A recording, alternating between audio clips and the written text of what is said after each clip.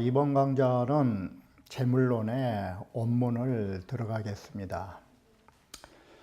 재물론의 원문은 앞서에서 자주 말씀드렸던 것처럼 상하로 시작해서 물화, 물화 양망의 경지로 끝을 맺은 것입니다. 그러면 이번 강좌에서는 상하, 자기 자신을 놓아버린다라는 거, 이러한 것이 어떤 모습이고 어떤 의의를 갖게 되는지를 이번 강좌에서 살펴보기로 하겠습니다. 자, 그러면 남각의 상하, 남각자기에 자아를 잃어버린, 자아를 놓아버린 남각자기, 먼저 원문을 보시고 다시 주를 보시면서 보완을 하려고 합니다.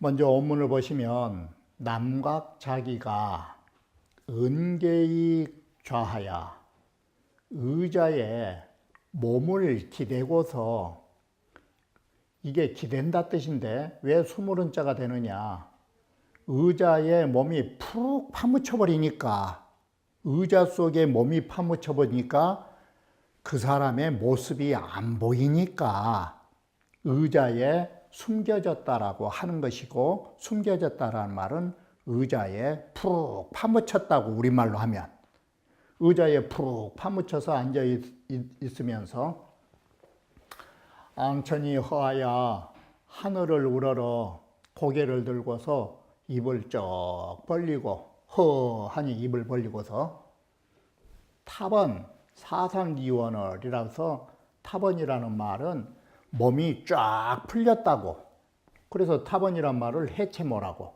몸이 쫙 풀려가지고 그 짝을 잃은 것 같더니 라고 해서, 그 짝이라고 하는 것이 있다가 그 의미를 어떻게 보느냐에 따라 대상이 달라집니다. 자, 그 짝을 잃은 듯이 의자에 앉아 있었더니 안성자유 입시오전이라가, 안성자유라는 남각자기의 제자가 바로 남각자기의 앞에 모시고 서 있다가, 입시라는 말을 거꾸로 하면 시립, 시봉하고 서 있다가 선생의 그런 모습을 보고는 왈 하기요 형고 가사기요 고목이며, 어떻게 해서 살 거자지만 어조사로 하면서 음이 바뀌어서 음은 기로 하기호, 어쩌시다가 선생을 보면서 아유 선생님 어쩌시다가 선생님의 모습은 참으로 가히 하여금 고목처럼 되어버렸습니까?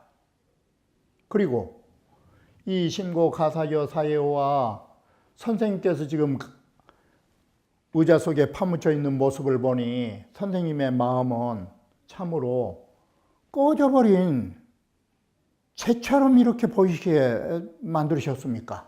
하야금 사자, 왜 그렇게 그런 모습을 만드셔가지고 계십니까? 마음은 참으로 가히 사회처럼 그렇게 만들어졌습니까? 금지 은계자는 지금 의자 속에 파묻혀 계시는 그 모습은 비석지 은계자야로소이다. 지난날에 의자 속에 파묻혀 계시던 그런 모습이 아니옵니다. 어쩌다가 선생님께서 고목사회처럼 그렇게 되셨습니까? 그러자 남각자기가 말하기를, 어나, 남각자기의 안성자유의 이름을 부르면서 어나 불역선우와 또한 너가 참 잘했지 않느냐. 도치법으로 뭘 잘했냐면, 이 문제하여 너가 바로 나의 모습에 이런 것을 물어주다니 참 너의 질문이 정말 잘한 일이 아니더냐. 도치법으로 금자에 오상하러니 지금 내가 나를 잃어버렸더니, 내가 내 자신을 잃어버렸더니 여지지와 너가 나의 이런 모습을 알아봤단 말이냐. 여기까지는 참 좋다마는 너가 이것은 아마 좀 안 된 것 같다.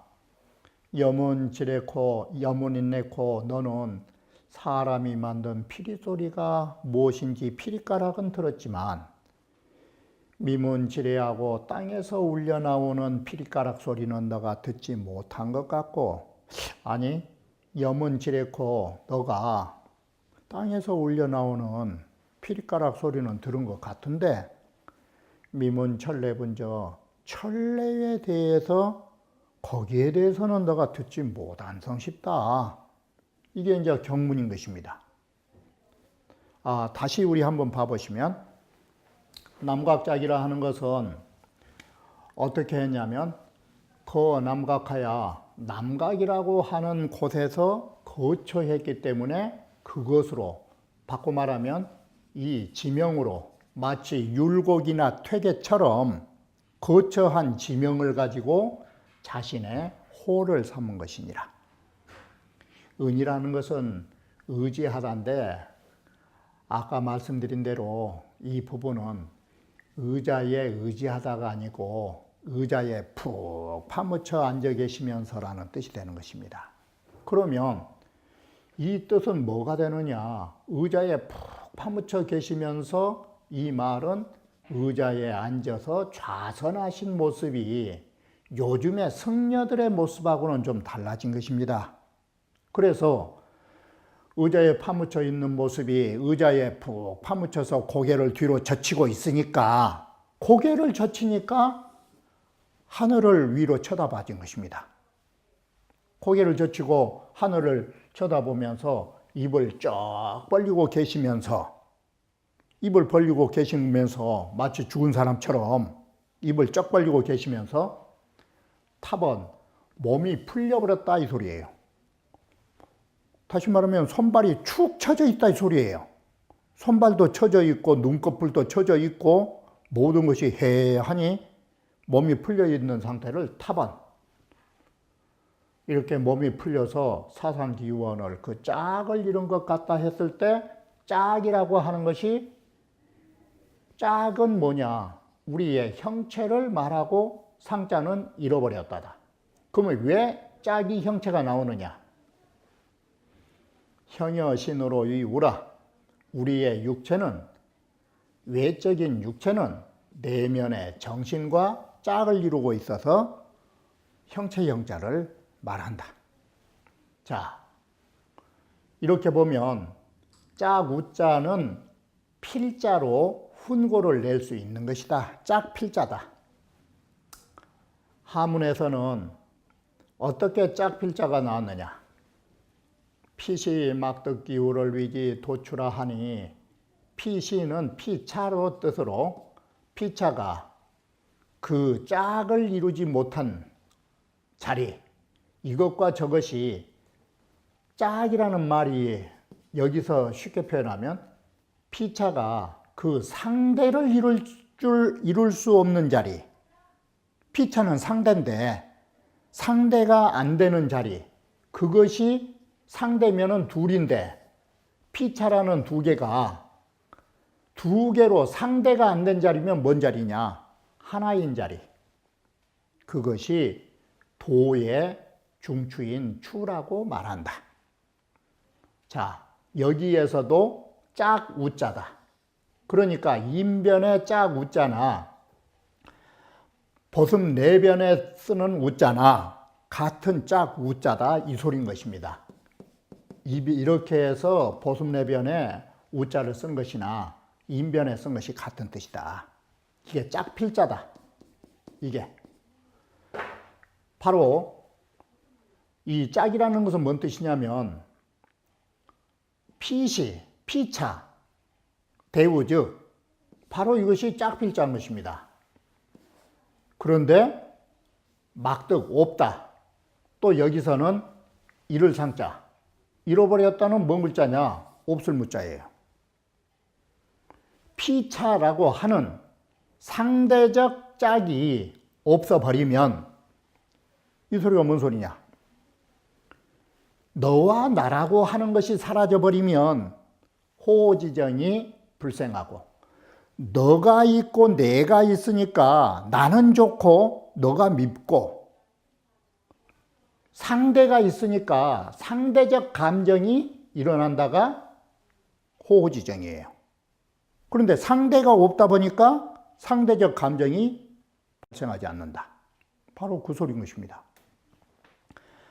그리고 상대가 없으니까 상대에 대한 시비의 논변이 일어나지 않는다. 모든 것은 상대성이 있었을 때 상대적 감정과 상대적 말이 나오는 것이다.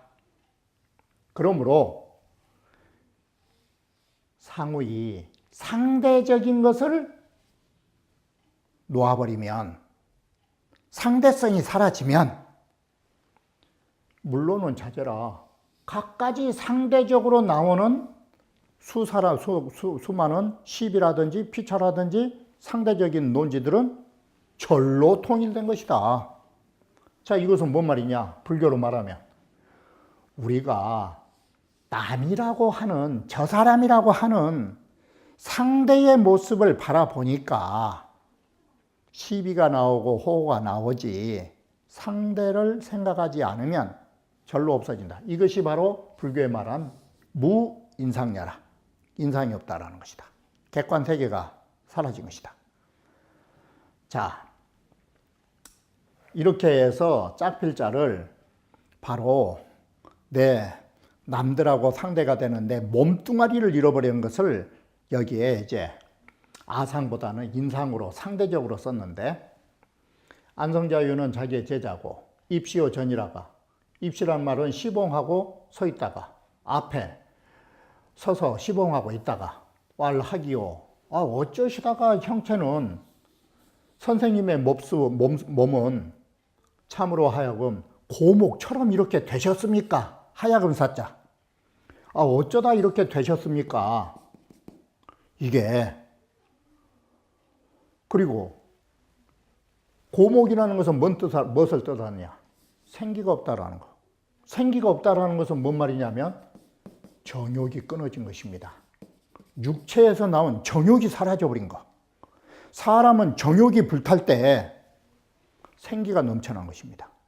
눈이 반짝반짝하고 정욕이 사라져버렸다. 몸에. 마음은 참으로 꺼져버린 재처럼 어떻게 해서 이렇게 만들어 주셨습니까? 지금 계신 모습이. 연기와 불꽃이 없다라는 것은 이게 뭐냐? 바로 인간의 그 고뇌가 사라졌다라는 것입니다. 이게 고뇌와 망상이. 금지응계자는 지금 의자에 푹 파묻혀 계시는 이 모습은, 다시 말하면 금지 않은 지금의 나의 모습은 뭔 소리냐? 비석지응계자여로소이다. 옛날에 의자에 파묻혀 계시던 옛날에 어제의 바로 선생님이 아닙니다.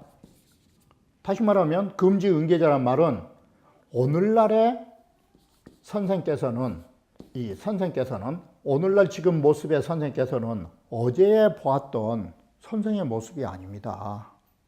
이게. 그러자 자기가 말하기를, 야, 언아, 너가 참 너 묻기를 잘했다.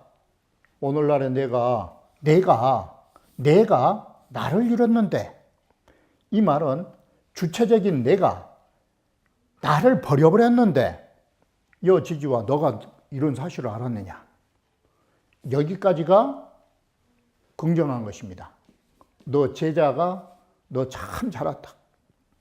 그런데 부정이 있어요.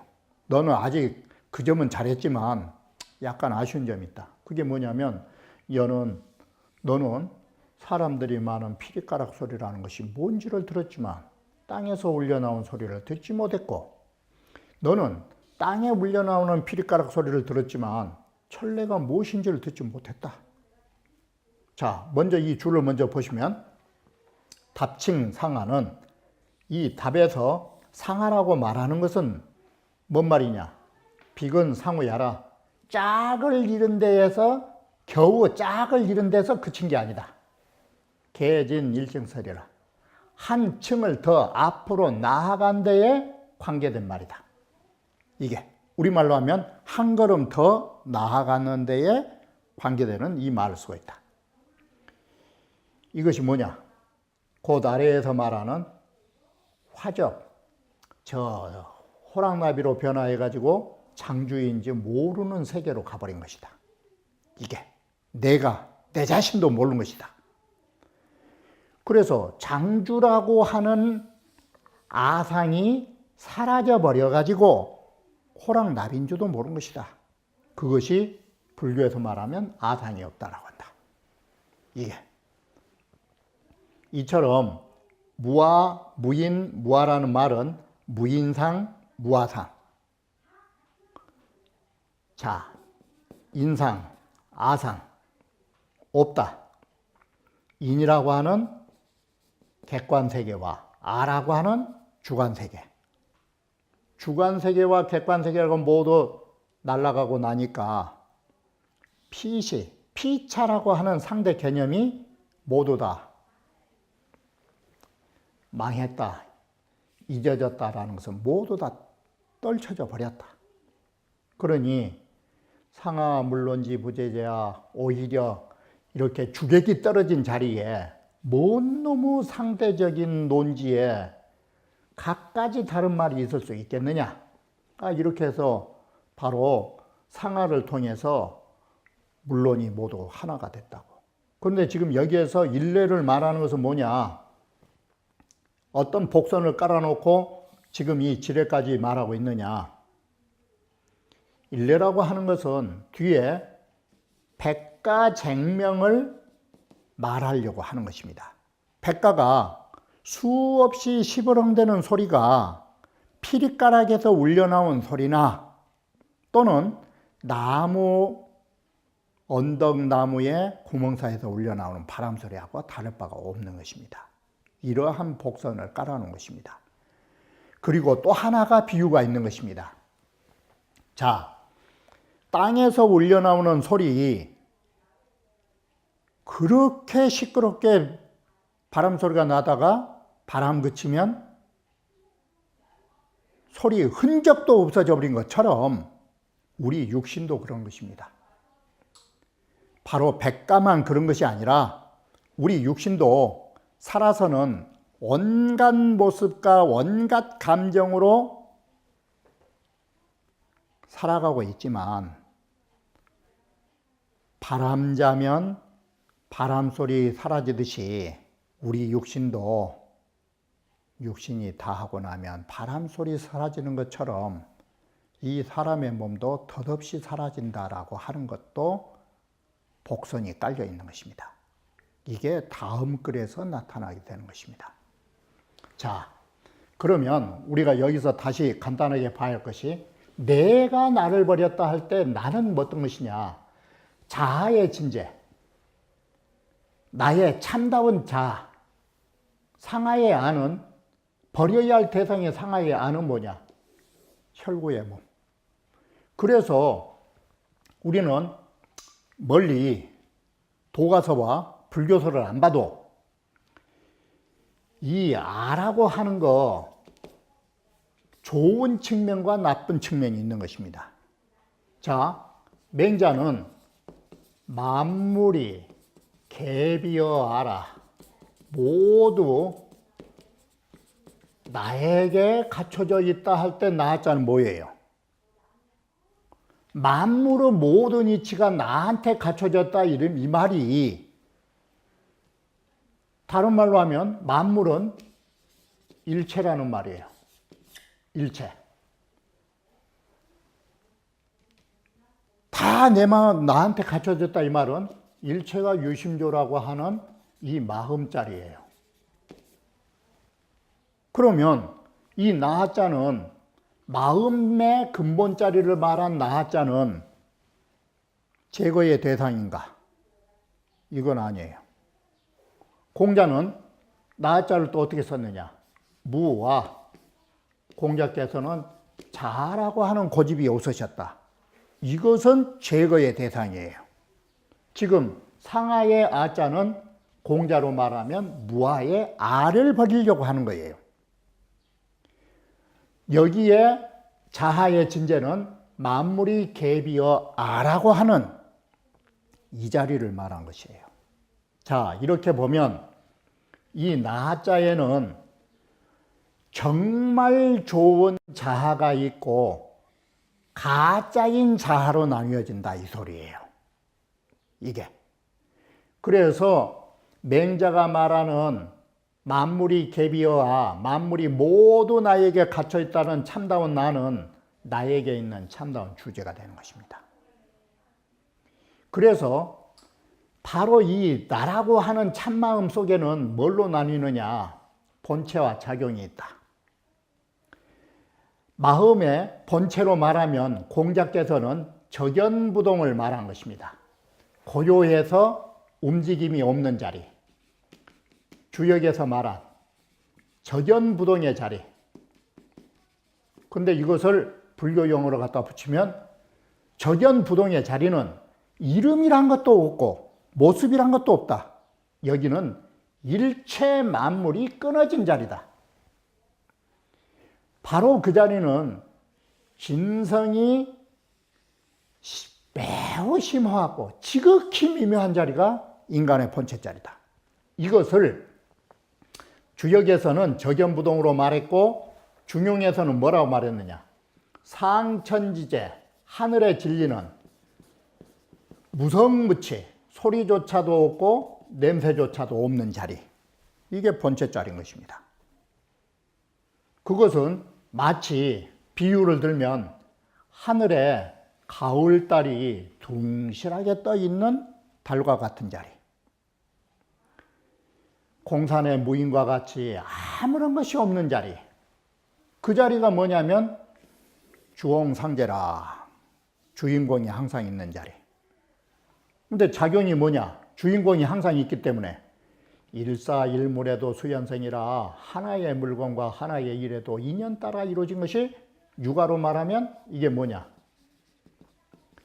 감이 수통자리. 이게 감이 수통을 잘못 썼구나. 감, 우리가 감촉한 대로 마침내 모든 데에 통할 수 있는 자리. 이게 일사일물의 인연 따라서 성취할 수 있는. 그것은 무엇과 같으냐?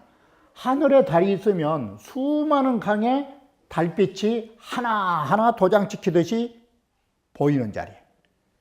그것은 마치 물이 흐르고 꽃이 피는 것처럼 막힌 데가 없고 생기가 넘치는 자리. 그게 바로 서홍 스님이 자주 말씀하셨던, 놓고 쓰셨던 수처작주. 어느 곳에서나 이 말은 일물처나 일사처에서나 주인공이 되는 자리. 바로 이것이 참다운 마음자리다. 그런데 가짜로, 가라는 것은 바로 극복의 대상인데, 바꿔 말하면, 논어로 말하면 극기의 대상인데, 버려야 할 몸의 대상인데, 바로 이 몸이라는 것은 육체도 있고 마음으로 있고 두 가지인데, 몸의 내면성과 몸의 외면성. 극복의 대상은 뭐냐? 뜻이자, 안입이 설신이의 의자. 왜 이걸 버려라고 하느냐? 좋은 생각이면 좋은데 분별사량을 하는 망상을 일으키는 요소이기 때문에 버려라고 하는 것이다. 바로 이 분별사량의 망상으로 기변설사를 한다. 변덕이 심하고 속임수를 베풀어서 날마다 그렇게 못된 생각만 가지는 것이다. 이 못된 생각이라는 것이 밤이나 낮이나 죽장하면서 못된 생각이 결국은 인간의 본성이라고 하는 자리를 해치게 된다. 그래서 버리려고 한다. 색은 다 하시는 안입이 설신이, 안입이 설신. 눈은 색을, 귀는 소리를, 코는 냄새를, 혀는 음식 맛을, 몸은 접촉을 하면서 기욕이 성취하다. 욕심 덩어리가 불길처럼 성대하다. 그러면 이 욕심이 결국 이렇게 치성하게 되면 망생, 삶의 진리를 망각하고 욕심을 따르게 된다. 욕심이 너무 치성하면 결국 뭐가 나오느냐? 이건 몸을 해치는 것이다. 그래서 본성과 몸을 해치지 않기 위해서 우리는 이것을 버리는 것이다. 바로 이와 같이 내가 내 자신의 것을 버려야 할 부분은 이 가하다. 결국은 나의 본성과 나의 몸을 해치기 때문에 이걸 버리려고 하는 것이다. 그래서 이렇게 보면 상하라는 것은 뭐냐? 이것은 도교말로 말하면 좌망이에요. 앉아서 모든 걸 잊어버린 거예요. 그래서 대종사에 좌망을 쓸 때 어떻게 썼는 거는 여기에 보시면 고목사회가 나왔는데 형체는 고목과 같다라는 말을 좌망에서 아내가 어떻게 표현했느냐? 타지체. 사지 육신을 다 버려놓은 것. 이 말이 뭔 말이냐? 사지 육신을 버린다는 게 이게 형고 가사여 고목자리다. 그러면 마음은 죽은 재처럼, 꺼져버린 재처럼 있는 것이 뭐냐? 이게 출총명이다. 총명한 이런 의식세계를 버린 것이다. 총명. 자, 이걸 합성하면 지체는 형체고 총명은 지각이다. 지체를 떨어뜨려서 형체를 벗어나고 총명이라는 지혜를 내쫓아가지고 버려가지고 통어 대통이면 대통의 세계로 함께하면 이걸 우리는 좌망이라고 한다. 그래서 이 글자를 딱 바꾸면 상하는 뭐냐? 글자를 바꾸면 망하다. 상하는 망하다. 나를 놓아버린다는 것은 나 자신을 잊은 것이다. 이렇게 글이 되는 것입니다. 그리고 구체적으로 상하는 몸으로 말을 낮추면 타지체. 이것은 뭔 말이냐? 우리 몸에 육근 육진이 떨어진 자리. 바로 여기서 말한 이형, 형체를 떠나니까 형체는 고목처럼 되는 것이다. 마음에서는 앞에서 말한 출총명을 하니까 마음에는 잡념 하나가 일어나지 않는 자리다. 바로 거지. 이렇게 지각의 총명의 지각을 버렸기 때문에 그의 마음은 꺼져버린 재처럼 된 것이다. 이 두 가지를 하면 절로 대통의 세계하고 함께 할 수 있는 것이다. 이것이 좌망이라고 하는 것인데 좌망은 어떤 뜻이냐? 가를 버려두고 신하를 찾자라고 하는 것이 바로 좌망이다. 그러면 재물론에서 말한 상하라고 하는 거 대종사에서 말한 좌망이라고 할 수 있는 것입니다. 그러면 재물론에서 지금 말하고 있는 자하를 놓아버린 자리, 이게 뭐라고 말할 수 있느냐? 불교로 말하면 좌선을 통해서 이를 쌍자, 내가 나를 놔버렸다라는 것은 곧 선정의 경지에 든 것입니다. 즉 입정이라고 표현할 수 있는 것입니다. 이게 입정에 해당되는 것입니다. 상하는 나를 놔버린 자리는 곧 상하는 1차적으로 해석하면 고목사회, 고목사회와 같다는 것은 선정의 경지에 들어가고 있는 것입니다. 이와 같이 장자는 불교가 중국에 들어오기 이전부터 좌선과 선정과 같은 개념 속에서 재물론의 첫 장이 전개되고 있다는 것을 우리는 눈여겨봐야 할 것입니다. 이처럼 장자가 생각하는 상하의 개념, 선정삼매에 들어서 모든 것을 관조하는 세계를 가지게 되는 것입니다. 그러면 다음 강좌에서 다시 말씀드리기로 하겠습니다.